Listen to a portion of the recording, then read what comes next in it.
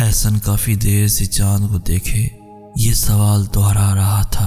وہ ٹوٹ چکا تھا، بالکل اس کے درد کی انتہا ہو گئی تھی۔ آنسو تھے کہ تھم نہیں رہے تھے، تڑپ رہا تھا، اللہ اللہ پکار رہا تھا۔ زندگی سے ہارا احسن بے سکونی کے عالم میں ادھر ادھر بھٹک رہا تھا، لیکن اسے سکون میسر نہیں ہو رہا تھا۔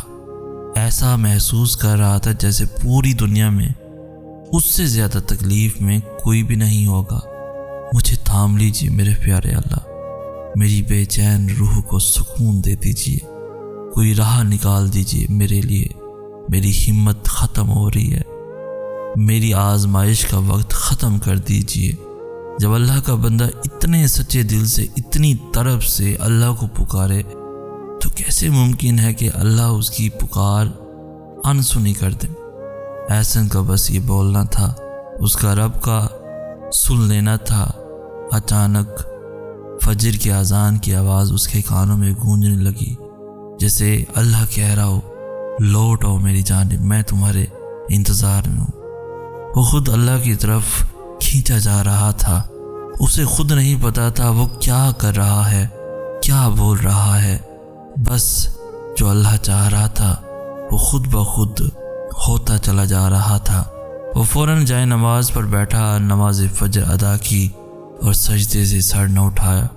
لب خاموش اور آنکھوں سے آنسو جاری ہونے لگے۔ دل کو قرار آنے لگا، جیسے جس کی تلاش میں تھا وہ مل گیا اسے، جیسے اس نے سب پا لیا ہو، جیسے تکلیف مٹ سی گئی ہو، جیسے زخم پر کسی نے مرہم رکھ دیا ہو، جیسے سب صحیح ہو گیا ہو، جیسے اس نے اللہ کو پا لیا ہو، جیسے اللہ نے اس کی پکار سن لی ہو۔ جیسے اللہ تو بہت پہلے سے سب طے کر چکا ہے، اور یہ دعائیں جو تم آج مانگ رہے ہو وہ دعائیں تو تمہارے اس دنیا میں آنے سے پہلے ہی تمہارے لیے لکھ دی گئی تھی۔ کچھ بھی ایسا نہیں جو نصیب سے ہٹ کر ہو یا ہو رہا ہو۔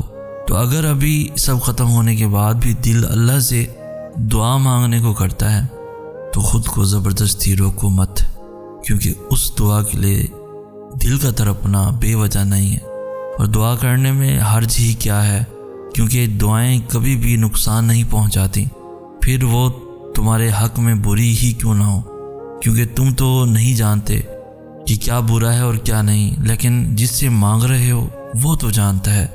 اور جب اللہ سے مانگا جائے تو وہ یہ سوچ کر سزا نہیں دیتا کہ وہ چیزیں بری ہیں پھر بھی مانگ رہے ہو، بلکہ وہ یہ دیکھتا ہے کہ ایمان رکھتے ہو اس لیے گر گرا رہے ہو۔ پھر جو دعائیں ہمارے لیے بہتر ہوتی ہیں وہ انہیں ہو بہو ویسے ہی قبول کر لیتا ہے جیسے ہم چاہتے ہیں، اور جو بہتر نہیں ہوتی ان کی چاہ وقت کے ساتھ ساتھ ہمارے دل سے نکال دیتا ہے، اور ہمیں ان سے بھی اتنا بہتر عطا کر دیتا ہے کہ ہمیں پھر وہ دعائیں یاد ہی نہیں رہتی۔ تو جب تک دل کہتا ہے تب تک مانگو، رکو مت، نہ ہی روکو خود کو۔ اللہ سے بات کر کے کب کہاں کسی کو نقصان پہنچا ہے۔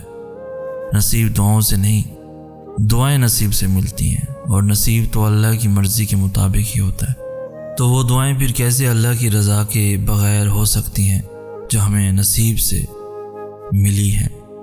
زندگی میں جب ایسا پوائنٹ آ جائے جہاں پہ آ کر تمہاری کہانی رک جائے، جہاں پہنچ کر تمہیں یہ محسوس ہو کہ ابھی بھی صلہ پوری طرح سے نہیں ملا، تو جان لینا کہ وہ اختتام نہیں ہے تمہارا، وہ اجر سے پہلے کا وقت ہے، وہ وقت جو اللہ تمہیں دیتا ہے اپنا نصیب اپنی مرضی کے مطابق لکھنے کے لیے۔ تو ایسے وقت پہ رونے نہیں بیٹھ جاتے یا یہ سوچنے نہیں لگتے کہ دیر کیوں ہو رہی ہے، بلکہ اسی وقت دعا کے لیے ہاتھ اٹھاتے ہیں، کیونکہ وہ دعاؤں کی قبولیت کا موقع ہوتا ہے، اور اللہ تمہیں وہ موقع اس لیے دیتا ہے تاکہ تم اپنی کہانی کا رخ موڑ سکو۔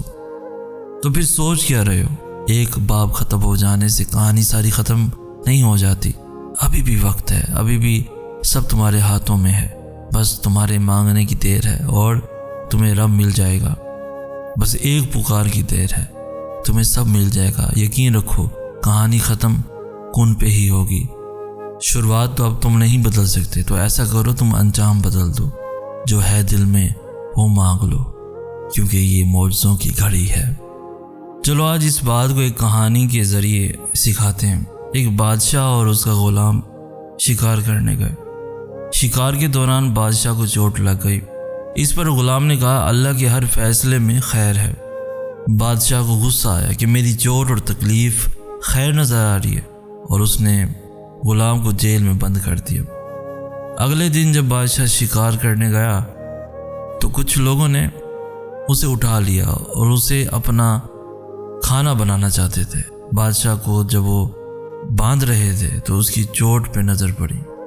اس پر ان لوگوں نے اسے چھوڑ دیا کہ ہم زخمی انسان نہیں کھاتے۔ بادشاہ نے واپس جا کر اپنے غلام کا شکریہ ادا کیا۔ اس نے پھر کہا کہ اللہ کے ہر فیصلے میں خیر ہے۔ اس پر بادشاہ نے کہا میری چوٹ نے میری جان بچا لی، اور تمہارا جیل میں رہنا کیسے خیر ہو گیا؟ اس کے جواب میں غلام نے کہا اگر آپ مجھے جیل میں بند نہ کرتے تو وہ لوگ آپ کی جگہ مجھے اپنا کھانا بنا دیتے۔ بے شک اللہ کے ہر فیصلے میں خیر ہے۔ سورہ بقرہ کی آیت نمبر 45 میں اللہ تعالیٰ فرماتا ہے اور صبر اور نماز سے مدد حاصل کرو۔ تو دیکھو جب کوئی ایسی آزمائش آ جائے کہ کوئی راستہ نظر نہ آ رہا ہو، آپ کو حق پر ہوتے ہوئے بھی مشکلات کا سامنا کرنا پڑے، تو ایسے میں اپنا اللہ پر یقین اور پختہ کر لینا، فوراً اٹھنا، وضو کرنا، خشوع کے ساتھ نماز ادا کرنا اور اللہ سے مدد مانگنا کہ اللہ آپ تو جانتے ہیں میں سب کچھ چھوڑ کر صرف آپ کے لیے یہاں تک آیا ہوں۔ اب مجھے ثابت قدم رکھنا، مجھے اپنے نفس کے حوالے نہ کرنا، مجھے شیطان کے وسوسوں سے بچا لینا۔ میں ماضی کے گناہ میں پھر پڑنا نہیں چاہتا۔ پھر دیکھنا اللہ کیسے تمہاری مدد کرتا ہے، کیونکہ یہ تو صرف تمہارے یقین کی آزمائش تھی۔ تم تو خوش نصیب ہو کہ اس نے تمہیں ہدایت دی اور اپنے راستے کے لیے چنا۔ پتہ ہے جب انسان اللہ سے محبت کرنے لگتا ہے تو اللہ سب سے پہلے اس کا دل بدلتا ہے، اور ایسے بدلتا ہے کہ یہ دل پھر سارے راز، سارے پوشیدہ باتیں سمجھنے لگتا ہے۔ جو کسی کو نظر نہیں آتا وہ بھی دیکھنے لگتا ہے، اور جو کسی کو سنائی نہیں دیتی اللہ کی وہ باتیں بھی سننے لگتا ہے۔ اللہ کی محبت میں بہت طاقت ہوتی ہے۔ اللہ کی محبت آپ کو ٹرانسفارم کر دیتی ہے اور بالکل نیا انسان بنا دیتی ہے۔